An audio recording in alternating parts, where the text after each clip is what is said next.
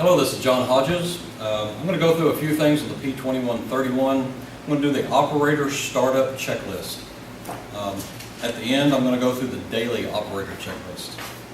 So this is every morning when you come in the morning. Number one, remove and clean the chamber drain screen. So I'm going to open it up.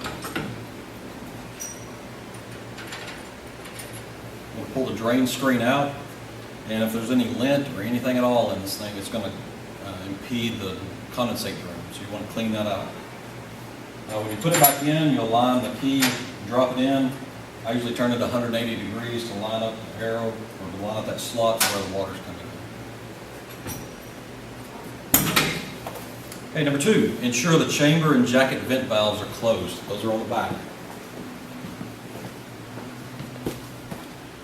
This is the jacket vent valve. This is the chamber vent valve. So you need to make sure they're nice and snug. Okay. If you ever start the unit and you're starting to boil water and this jacket vent valve is open, you're going to get steam pouring out the bottom. So those need to be both closed. So number three is to flip the control power switch to the on position. That's this one. So you flip it on. The PLC will boot up. First thing you'll see is the firmware number. This is 12.98. You'll see a self-test. You'll see our logo with a software version 1.04.3 on this particular model. Then you'll get the confirmed setup screen. You get a yellow light indicating that the unit is warming up. Until the jacket warms up to about 28.5 psi G, you'll get a yellow light. As soon as it gets up to pressure, that'll go off, telling you that you're ready to go. Number four, fill the jacket with water to the high mark using the water recovery system. This is something you never want to do during a cycle. Whenever you add cold water to a hot jacket, it's going to cool that water off. It'll mess up your cycle, so you really don't ever want to add water during a cycle. So first thing in the morning is a great time to do that. We try to run at the high level mark on the water recovery system. This one's already up to water at the high mark.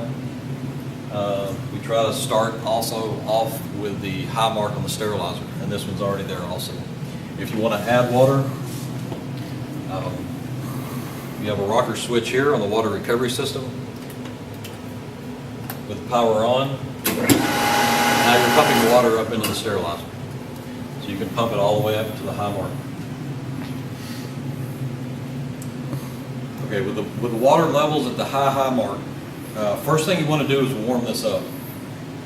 You want to run an immediate use cycle. That's basically what we use as a warm-up cycle, because the next step, number 7, is to run a Bowie-Dick test. Good practice is to run a Bowie-Dick test first thing in the morning.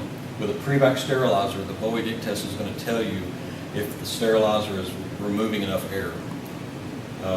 So in order to run a successful Bowie-Dick test, everything really needs to be warmed up. So that's why step 6 is to actually do the immediate use cycle. Nothing's going to be in there. It's just an empty cycle that's used to warm it up. I'm not going to do that right now because I'm just about finished. But number 8 is basically after the Bowie-Dick test, you'll proceed with a normal sterilization cycle. So those 3 steps in order. Once you've got your water, you run an immediate use, you run your Bowie-Dick test, and then you just run whichever cycle you'd like. Part of the daily routine is the daily operator checklist, also found in the technical manual. The first step on that, again, it says remove and clean the chamber drain screen. We've done that. While it's cool, before you even turn it on, you should wipe the chamber interior surfaces and shelves, make sure everything's nice and clean. When you're doing that, make sure a lot of contaminants or anything that's in there, they don't go down the drain. If they go down the drain, they're going to go into the water recovery system and mix with clean water. Number 3, as you're running it on a daily basis, you need to look and listen for possible water and steam leaks. If you see a steam leak, as you're running anything, there's always an abort button you can hit. Hitting the abort button will give you an alarm, but it will stop everything, keeping it safe. The other way to do that is to turn the unit off. if you see a steam leak coming through the door, the first thing I would do is turn it off. Nothing bad will happen if you turn this off. What will happen is all the valves will shut off, everything, the water recovery system will stop, and it'll just sit there waiting on you. So I just turn it off. Number 4, verify that the cooling fans and the sterilizer and the water recovery system are running.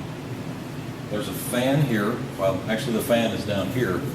This is the inlet air filter, and you can feel the air here. But you should also be able to feel the air coming out the back here. On the water recovery system, there's a fan under the heat exchanger. There's also a fan right here. If that were running, you'd be able to feel air coming out right there. So very important to check those. Okay, number 5, monitor water levels in the sterilizer jacket and the water recovery system. Throughout the day, again, a pretty good habit, if at the end of a cycle, I would just go ahead and top this off to the high mark. Just, you don't have to. You can run all the way down. A typical cycle will use about 1 inch of water. So if you're starting a cycle here, you're kind of running the risk that you might get a low water level alarm. And if you do, it's going to shut off the whole cycle and make you start over. So if you're here, you might get away with it, but I would typically just keep everything topped off. So try to run high there. As water and condensate leave the sterilizer, it's going to start filling up the water recovery system. That's why the high mark is here and not at the top. If this water level starts going down, when it hits the low water level in the water recovery system, there's a switch that will turn this off. And you'll hear it turn on and off and on and off as the water moves around. If that starts to make that sound, you're probably not doing a very good job on the cycle, because this is what's pulling your vacuum. You really should restart that whole cycle. To keep that from happening, you need to try to run in this area from half to full on the water recovery system. So monitor that throughout the day. If you need to add water, always use the water softener, either with pressurized water or with a manual hand pump. Just connect that down to the fill port on the water recovery system and keep that nice and full. Number 6, listen for any abnormal sounds during operation. Notify a technician if there's a concern. There's a lot of sounds that go on with a sterilizer, some good, some not so good. You'll get used to some of the typical sounds. For example, in the morning or at the end of a cycle, everything's hot.